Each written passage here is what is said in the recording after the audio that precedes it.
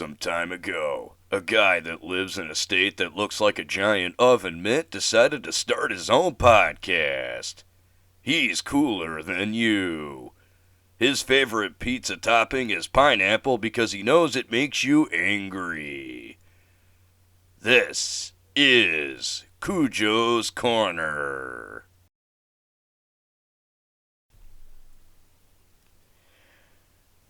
Hello, everyone. Justin Crumley back again with another edition of CuJo's Corner. And before we get started on the topics that we're gonna get into, I've been waiting a long time for this.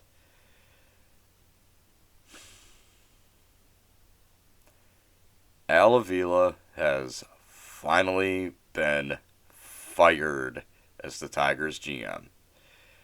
Now, I'm not really going to talk too much about it. I've done enough. I think I've done enough content on Al Avila. So if you guys want to know why I've wanted him to be fired, you can go back and watch some of the past podcasts that I've posted on the topic. In essence, though, to sum it up, Al Avila was just a horrible GM. Never really won on any trades. Never really did. Hasn't really drafted all that well. Even when he sells, he ends up losing on those trades. There hasn't really been a lot of free agency signings that have really done a whole lot.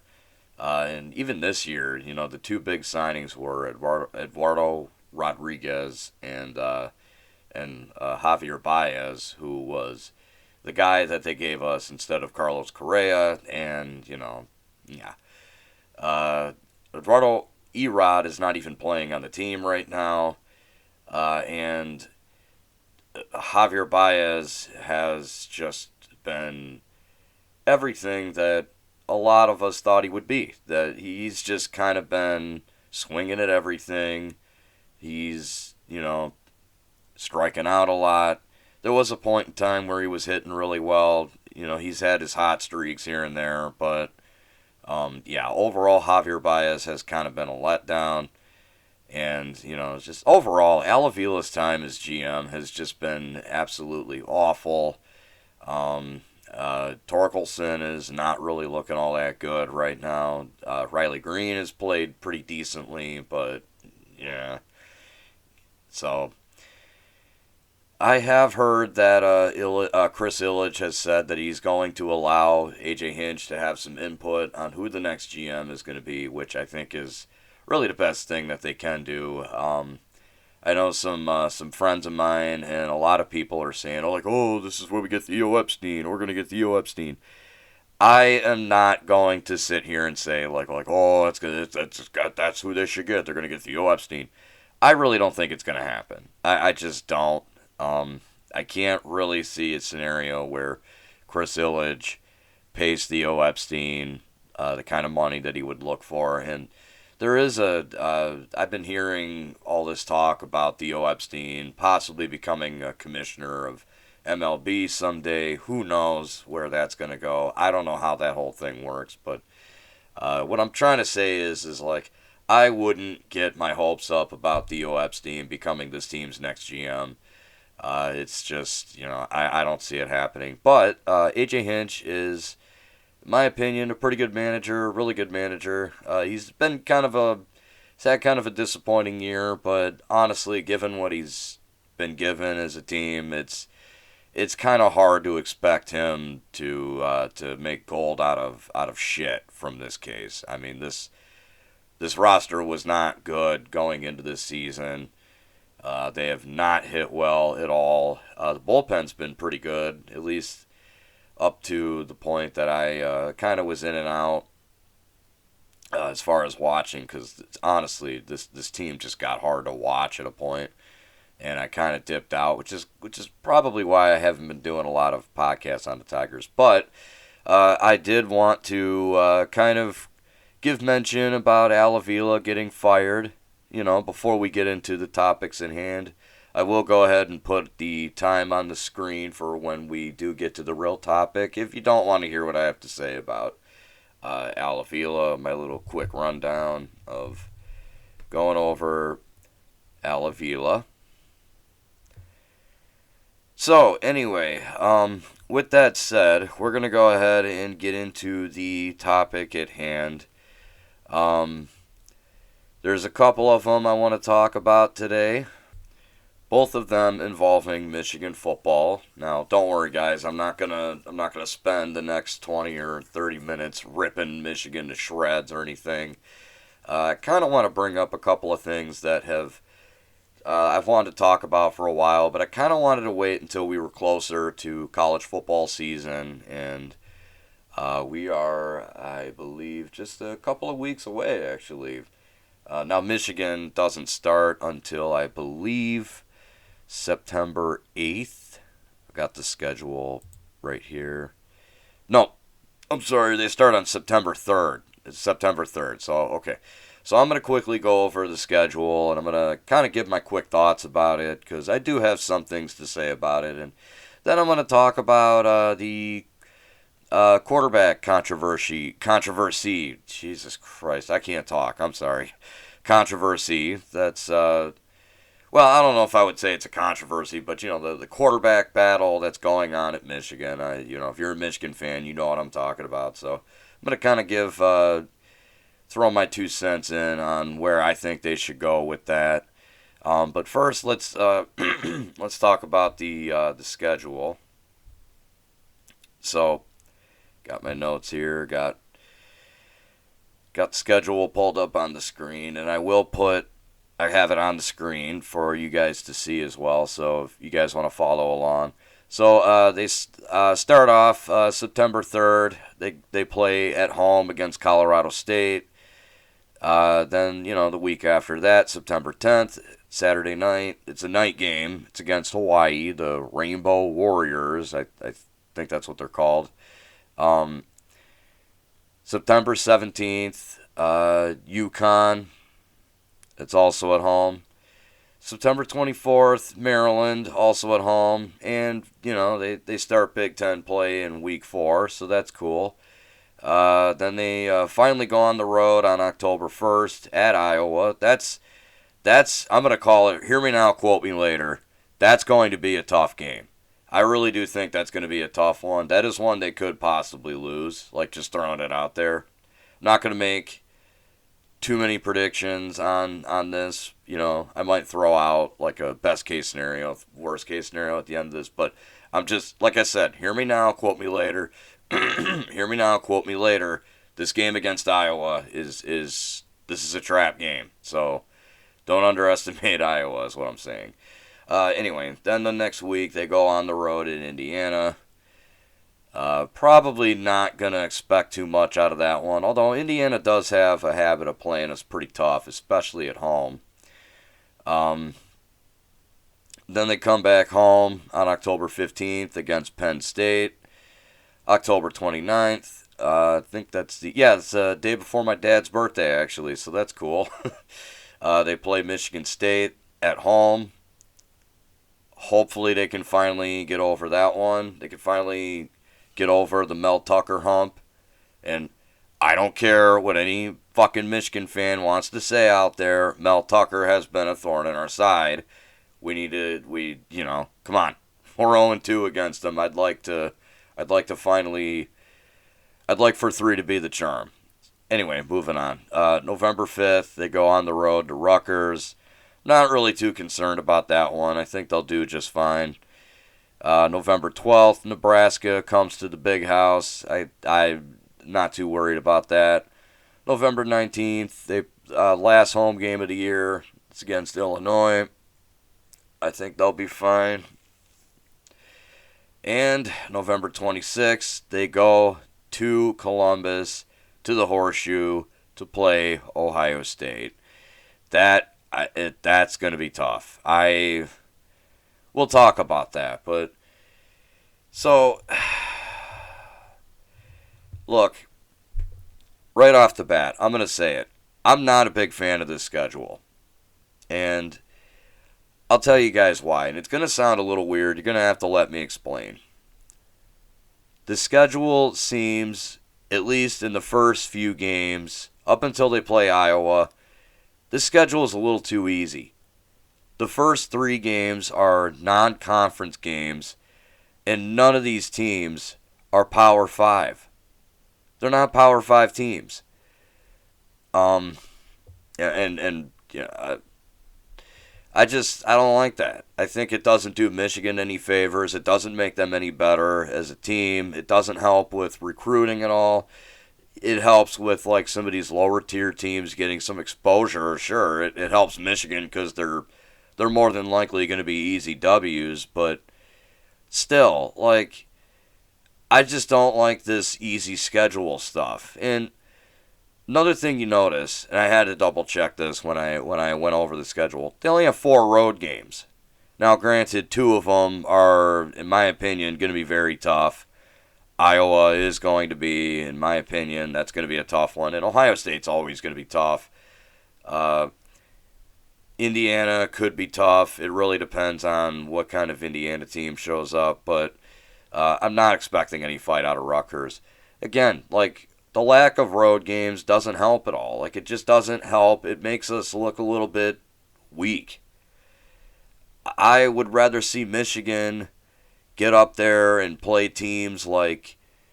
I mean, I know they're not scheduled to come into the Big Ten for a couple of years, but screw it, man. Get a couple of matches in with games. I'm sorry, not matches. Get a couple of games in with USC or UCLA before they come into the Big Ten. Get a game with Oregon. Get a game with like, I don't know, like if you really want to show some grit, schedule some games with like Florida or LSU. Like try to go reach out to some SEC teams and get some national attention. You might lose, but you look a lot better like scheduling tougher teams other than like non-power 5 teams that you're probably going to steamroll. And yeah, it's September 10th against Hawaii is a late game, and traditionally, I shouldn't say traditionally, but normally Michigan doesn't do very well in night games. But like it's Hawaii. I'm not expecting them to have a hard time with Hawaii at the big house. Come on. I'm just saying, for me personally, I don't really like this. I think the lack of road games and, no Power 5 non-conference games, it just kind of bothers me. It just kind of bothers me as a fan of Michigan football that wants to see Michigan get up there with the likes of Alabama and Georgia. And I hate to say it, and I think a lot of Michigan fans are going to hate me for saying this, but Ohio State, I know we beat them last year. I know I was wrong about Harbaugh. I had said that they weren't going to beat Penn State, Ohio State, yada, yada. Guys, we're still not at Ohio State's level. We aren't. They're favored to take the Big Ten. People are still talking about Ryan Day as like, oh, he's the best coach in the Big Ten. Oh, best coach in the Big Ten. And it's hard for me to sit here and say otherwise. And you can't deny that what Harbaugh did in this offseason makes it very hard as a Michigan fan to trust him. So, I'm just saying, like, we are not at Ohio State's level. And there's really not a whole lot you guys can tell me to convince me otherwise. So whether you like it or not, I'm not expecting them to beat Ohio State this year. However, that said, best case scenario is that they go 12-0. Obviously, I'm going to leave that possibility open that I could be wrong. But what do I personally see? I mean, I think at worst they go 9-3. Like I said, they might lose to Iowa. They might lose to Michigan State and Ohio State.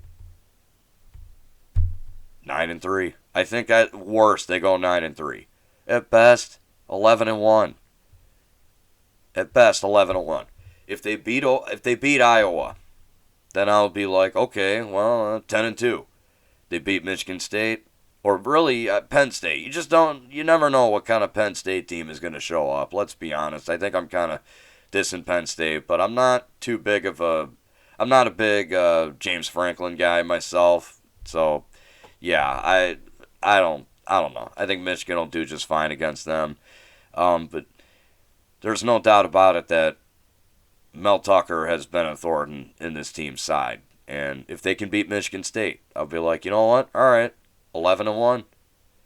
But I will come back on here. If they beat Michigan State, I'll come back on here and say, hey, there's a chance that they could go undefeated. Maybe I'm wrong. And look, I don't want to make it seem like there's not things to not like about Michigan football this year. There is. I'm excited personally to see the running back duo of Donovan Edwards and Blake Corum. Um, I'm going to get into this in just a minute, but whoever they go with quarterback, they're probably going to do the dual quarterback thing, which I personally don't agree with. But I'll get into that in just a minute. That's the other thing we're going to talk about today. Um, I want to make it clear. I do. There are things that I'm excited to see on this Michigan team, and it just kind of bums me out that their schedule is so easy. It looks a little too easy, save for when they get into Big Ten play. Then when they get to the Big Ten play, that's when it gets tough. Iowa, Penn State, Michigan State, Ohio State. These are games that are probably going to be tough. More than likely, actually for sure, Ohio State, Michigan State are going to be tough. Iowa, I think that's going to be tough. I'm a little bit afraid of that one myself. But yeah, I do think there are things to be excited for, and like I said, I think at worst they go 9-3. I don't think that's good enough myself, especially coming off of a Big Ten championship. And again, this is not what we brought Harbaugh in for. We brought Harbaugh in to bring us to the next level. So yeah, it would be. I would have to go from there. I'm not going to make any predictions from there on. But I just kind of, to sum up my thoughts on this schedule, I am personally not a big fan of it. I think it's a little too easy at the start. I don't like the lack of road games. And, you guys can go ahead and give me your thoughts, your opinions down below. What do you guys think of Michigan's football schedule? Do you have any predictions for the games? Anything I may have missed or glanced over? Throw it in the comment section below. Let's get a conversation going. Now, with all that said, let's go ahead and talk about something else involving Michigan football. That being the quarterback situation. Now, during Big Ten Media Day, Harbaugh basically had talked about both Cade McNamara and J.J. McCarthy. Hold on a second, guys. I'm going to click in here. There we go. Kind of just saying like, well, they're going to be hard to beat. So JJ's going to be hard to beat. Cade's going to be hard to beat. I'm paraphrasing. If I remember it correctly, I didn't actually rewatch it before doing this. It more or less just kind of confirmed that they're probably going to do the same thing they did last year, which is kind of interchange quarterbacks here and there between plays. And before I say what I'm going to say, before I present the dichotomy at hand, I just want to say, like, I understand the mentality of, like, oh, well, I don't want my 5-star quarterback to hit the transfer portal. But then again, Cade is really good, and I don't want to bench him. But here's the thing, like, it just doesn't do your football team any wonders. And as, I think it was Tom Landry once said, if you have 2 quarterbacks, you have no quarterback. Something's got to give. Now, I'm going to give my thoughts on who I personally think should start, but you guys really should stay for the whole thing. I think you might find it interesting if you're a Michigan fan that's really interested in this quarterback battle. So, yeah, like, before we get into it, I do want to say, like, I understand Harbaugh's mentality. It's like he doesn't want McCarthy to hit the transfer portal. Fine. Doesn't want McNamara to hit the transfer portal. I doubt that happens, but... So, right off the bat, Cade McNamara, and J.J. McCarthy. So who do I think should be the day one starter and really the starting quarterback of this Michigan football team? Honestly, guys, and this might come as a bit of a shocker, I think it should be Cade McNamara. Yeah. Now, I know a lot of Michigan fans, they want McCarthy because McCarthy's the five-star kid. He's the guy that's good runner, more athletic than McNamara. Fine. Then, if that's the case, Harbaugh needs to start him. Then Harbaugh needs to just pull the trigger and say, you know what, kid? Hey, we know you're good. We know you haven't done anything to lose the job, but we want to go in a different direction. You gotta be honest with the guy. You can't just pull him and then put McCarthy in to fumble at midfield or come in and maybe move the offense. Now I know McCarthy came in and looked decent against Georgia in the playoff game against them, where let's face it, it didn't matter anyway. Michigan was getting their skulls absolutely smashed in, but yeah, my vote is for McNamara, and it's because McNamara really didn't do anything wrong. He did nothing to lose the job, and if anything, the couple of games where it was put into his hands, say against Michigan State, he had a great game. He had I think it was almost 400 yards, if not 400 yards passing, 2 touchdowns, 1 pick or something like that. Which, yeah, he threw a pick at the end of the game, but another game that stands out to me is... before I move on to the next one, that really wasn't McNamara's fault that they lost to Michigan State. Do keep in mind, Michigan's defense let Kenneth Walker score 5 touchdowns. Oh wait, Kenneth Walker just scored again. Crap. Anyway, so the other game that stands out to me is Penn State. McNamara took the game into his own hands, and he was like, you know what, let's do this. And they won. That was one of the games I was wrong on, and I'm going to give him and Harbaugh credit. And that's another thing about this. McNamara's stats last year really weren't all that dazzling.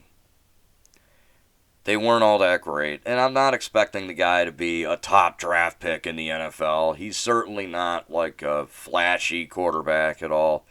But in the kind of system that Harbaugh wants to run, which is more of a pro style, a game manager, hand the ball off and, just don't blow it kind of thing, I think Cade works in that system. Now, JJ might be the more athletic and the, by all accounts, the better quarterback. But again, Cade wins football games. They made it as far as they did under Cade McNamara as quarterback. And I just don't think that it'd be fair to say, we're going to put McCarthy in just because. Now, if Harbaugh truly were to say, look, I think McCarthy's better and I want to give it a shot, fine, I accept it. But I think if you're putting in all honesty, they're probably going to do the dual quarterback thing. But gun to my head, Cade or JJ, day one starter, I'm picking Cade. That's what I'm saying. Oh, actually, I got Cade's numbers against Michigan State right here. I apologize, guys. So he went 28 for 44, 386 yards, 2 touchdowns, 1 interception. Oh, and I got his numbers against Penn State too. Okay, I do apologize. Hold on. In the game against Penn State, he showed he can lead a comeback. Here we go. Yep, 19 for 29, 217 yards, 3 touchdowns, no interceptions. Guys, he had a hell of a game against Penn State. He had a better game than even I remember. So, yeah, once again, I must reiterate, McNamara showed that not only can he take a game into his own hands, but he won't mess it up. He's got, veins of ice. I think he's earned that starting spot. And, if you're asking me, I think it should be McNamara. In a Harbaugh kind of system where he's running more a pro-style offense, where they're going to run the ball, more of a hard-nosed kind of thing, fine. Then I think it should be McNamara. But I must reiterate, if McCarthy truly is that much better, then Harbaugh just needs to be honest and say, look, we're going to start McCarthy, and we think McCarthy's a better option, and that's where we're going to go. You got to be honest about it. You can't do the dual quarterback thing because it's not good for team chemistry. And if you want an example, the game against Michigan State, McCarthy fumbled it in midfield, setting up Michigan State to score a touchdown. So, yeah, at least if I remember it correctly, I'm pretty sure that was one of Kenneth Walker's 5 touchdowns. Oh crap, he just scored again. Okay, I'm done. I promise. Anyway, guys, that's about all I have for you guys today. You go ahead and let me know your thoughts, your opinions down below. I'm very curious to know where you guys stand on this McNamara and McCarthy issue. Where do you stand on it? Who are you going with as far as day one starter goes? Let me know your thoughts, your opinions down below. And until next time, I'm Justin Crumley, and this is CuJo Productions saying, stay awesome.